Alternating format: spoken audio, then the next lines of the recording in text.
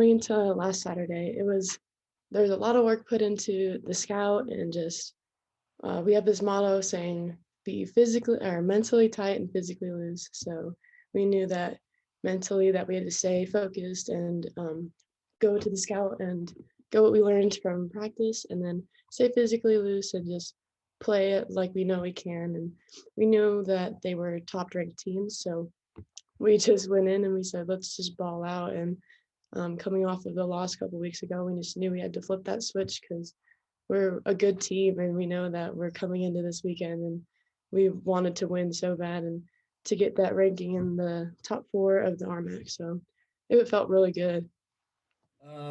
Well, there hasn't been a ton of conversation. We took Monday off as a rest day since we have a busy weekend coming up, and then got in the gym Tuesday and then went over scout and those kinds of things. Just trying to prepare as much as we can.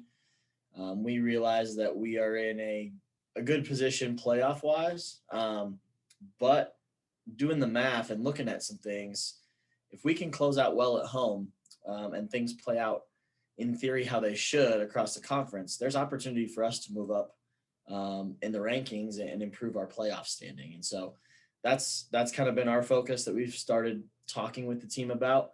We have an opportunity to send some teams home and keep them out of the playoffs. And so get to play the spoiler a little bit.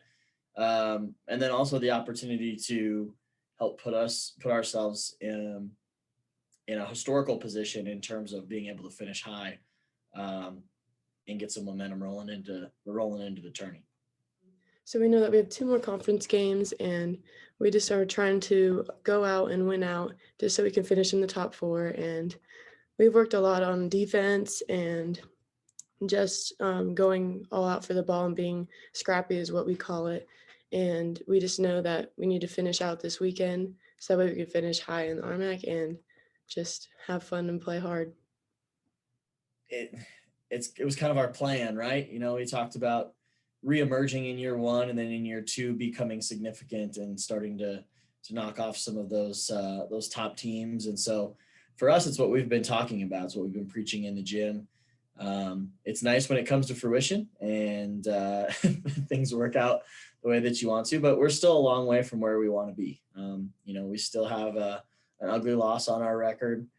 We still have days where we're not as clean as we want to be in practice. We still have a long way to go. And so for us, the emphasis is finish things out right in the regular season.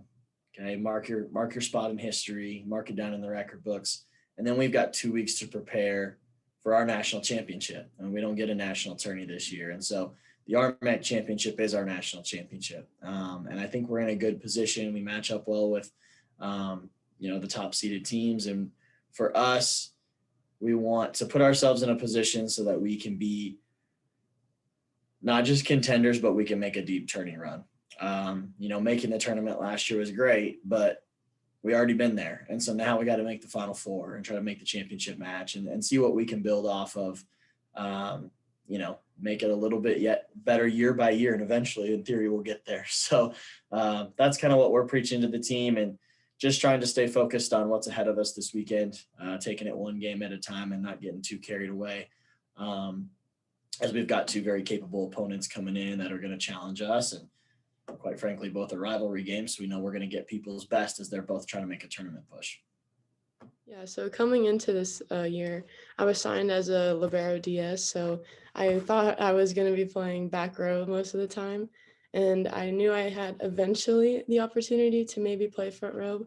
I did not think it was going to be this year, but I know that just being the youngest out there, I have nothing to lose, so I just have to go out, play hard. And I know that since I'm out there, I have a big role on the team too. And that's just, I just have to follow what we say in the scout and just play hard. And the older girls really helped me a lot with just being comfortable on the court. And it's been super fun, and I'm just super excited to have that role on this team so young.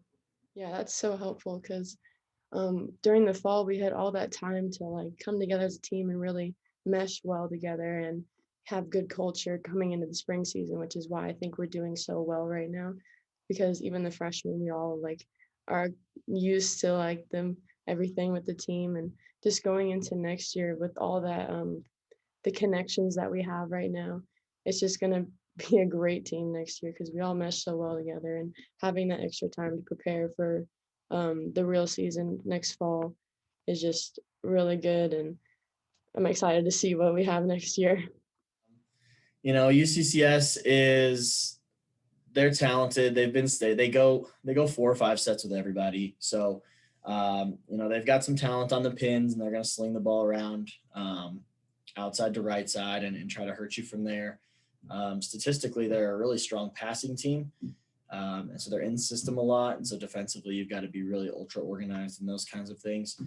And so for us, we've just got to play well. If we do that, I think we're okay. But we're going to have to block and defend and try to take some options away from their hitters, because if we give them open space, they've got some kids that can definitely hurt you.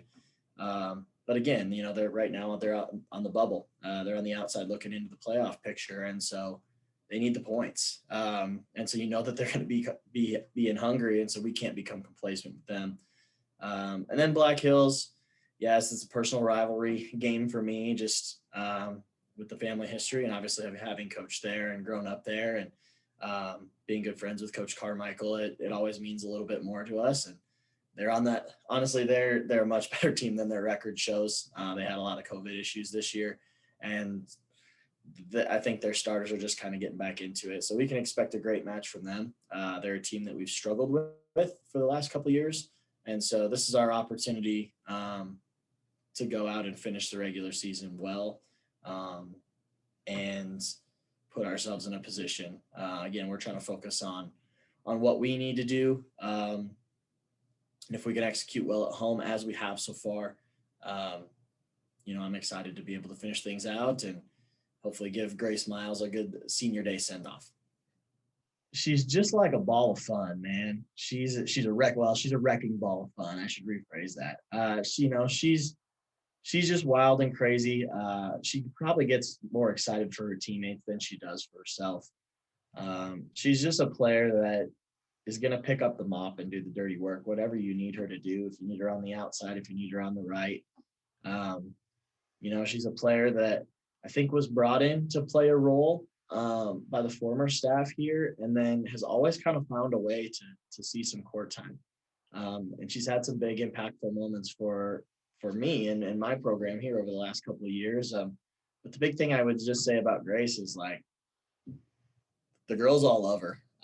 And she's not afraid she's loud, and she's not afraid to voice her opinion and to get the team right. So she's been a great leader for us. She's actually elected by our senior class to be their leadership council person. And so she's just the voice that kind of keeps us going in that senior class. She's a great energy, whether she's on the court or on the sideline. And she's just been a fun player to get to know.